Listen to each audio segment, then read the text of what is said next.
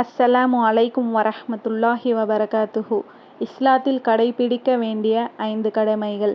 முதலாவது, லா இலாஹ இல்லல்லா, வணக்கத்திற்குரிய அல்லாவை தவிர வேறு யாரும் இல்லை என்று மன உறுதியுடன் நம்ப வேண்டும்.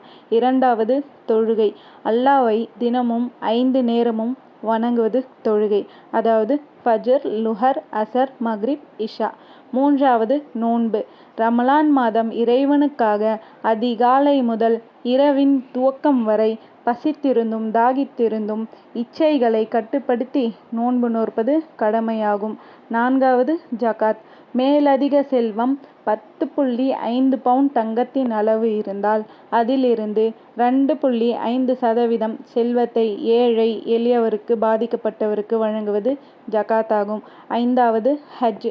அரேபியா நாட்டிலுள்ள மக்கா நகர் சென்று வர உடலாலும் செல்வத்தாலும் சக்தி பெற்றிருந்தால் ஒரு முறை ஹஜ் செய்வது கடமை. அஸ்ஸலாமு அலைக்கும் வரஹ்மத்துல்லாஹி வபரகாத்துஹு.